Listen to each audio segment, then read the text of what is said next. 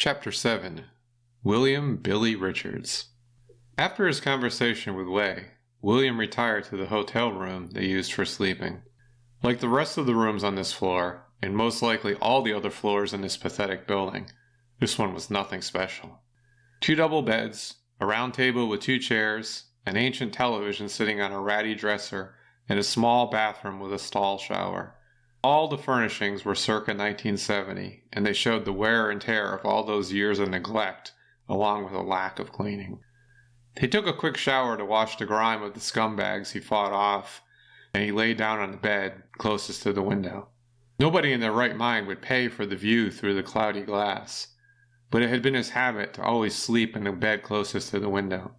It overlooked a filthy alley even the criminals avoided because of the infestation of rats. Thoughts of the past and what happened to Karen and the last time he visited Rocky Mount threatened to overwhelm him. Those feelings of grief still plagued him after she died in his arms, even after the passing of all those years. William didn't know if his training with the monks or an innate natural ability allowed him to shut his thoughts down, allowing him to fall into a deep sleep. But he couldn't stop his nightmares once he slept. His dreams starred Karen, but not in her living form as he remembered her. She stood before him in the dress they buried her in, stained with dirt, torn and worn out like a homeless person's uniform. Her skin hung from the bones on her frail frame, dirty and rotted from 20 years in the grave. Karen didn't speak, but pointed to a heap lying on the ground. William walked closer and saw the pool of congealed blood spreading under the body. As Karen shrieked like a banshee, he recognized the corpse belonging to her sister Kate. Complete failure in his quest to protect both the sisters overwhelmed him. Fear of failure and dread filled his mind to bursting. A scream awoke William from his deep sleep into a confused stupor. As his heart rate slowed, he realized the scream came from him. William thought he left the nightmares behind him years ago, but they followed him back to Rocky Mount. Maybe returning to the scene of his crime had been a mistake. No, then Kate would face the same fate as her sister. Death. He couldn't change the past, but he might atone for it if he saved Kate. It had felt like only minutes passed by, but the clock confirmed William had slept for 3 hours. He thought about trying to get some more sleep, but even his resting superpowers wouldn't be enough to exorcise the demons of his past. Only changing the future would save him from the certain damnation he deserved. At least, he hoped for a reprieve. As he contemplated climbing out of bed, the door burst open and Way ran in. When Way got excited, he spoke with the cadence of a machine gun on full auto. William couldn't tell if he spoke in English or his native Mandarin. He understood and could speak both languages, but Way's rapid-fire delivery made his words incomprehensible. Way, stop talking.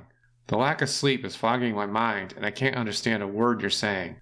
William's rebuke halted the tirade spewing from Way's lips. He panted like he had just finished sprinting a mile and couldn't catch his breath. This had to be serious news, but William couldn't understand a diarrhea of words spilling from Way's mouth. Way slowed his breathing, blinking several times, and then he started over in a more controlled manner. The monks had refused to train Way to fight because of his physical limitations, but William took him under his wing, teaching him the things he needed to know to survive. Relaxation techniques had been high on the list for the high-strung boy. Arnold put an APB out on Kate.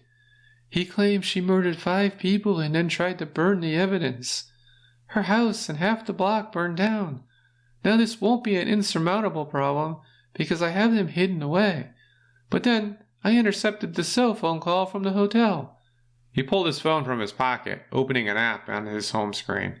Way was a pure genius with computers, even if William didn't understand most of what he did. Most likely, no one truly understood it like Way. Nobody had his brain. The voices played as the app opened. Hey, Benny. It's me, Chuck, from high school. Remember me? I'm a little busy at the moment. What do you want? I saw the story about the chick from Rocky Mount. Heard your name mentioned. Is there a reward for finding her?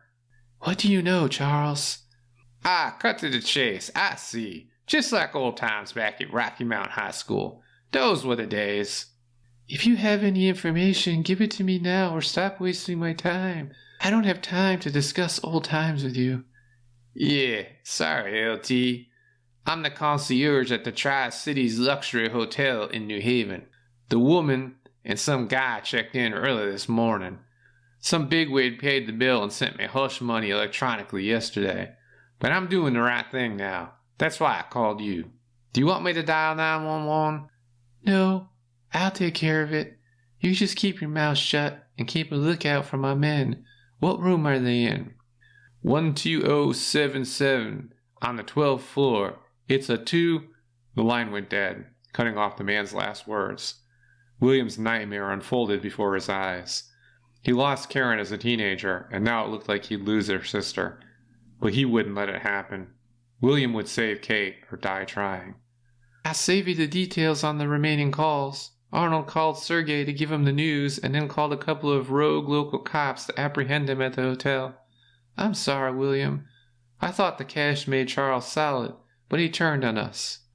No need to apologize. Your computers can't tell you anything about human nature. Besides, anyone willing to take your money had compromised ethics already. It's time for action. Hold on. You're going to ride into a major city, enter a luxury hotel dressed in black and carrying a staff? Then you're planning on killing 2 cops? I know they're crooked, but no one else knows that. They'll kill you. Way had a point. William's techniques work best in the shadows during total darkness.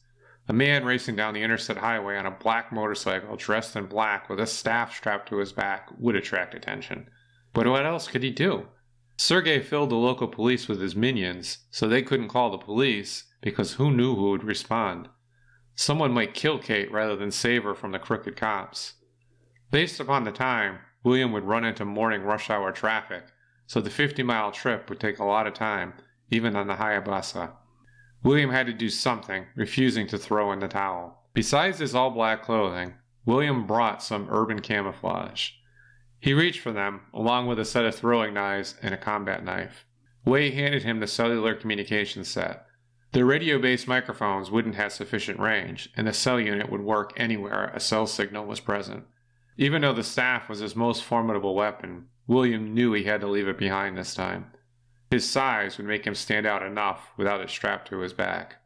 Wei, keep an eye on the hotel and keep me updated. Roger. Be careful, buddy. Back at you. Here, I thought this would be easy. Bust a few heads and get the heat off of Kate. William sprinted down the 5 flights of stairs and over to the derelict house which hid the big Suzuki motorcycle. The run barely raised his heart rate. Once he reached the bike, he found the GPS programmed and ready to guide him to the battle. Wei was the master of technology, sending the route to it before William even twisted the throttle. As he expected, heavy traffic through the capital city and in New Haven itself would delay his arrival. He twisted the throttle, putting the powerful bike in gear before racing off toward the hotel. His white-knuckle ride would require a lot of swerving and dodging through traffic. No time to relax. But it would give him time to form a plan before he arrived.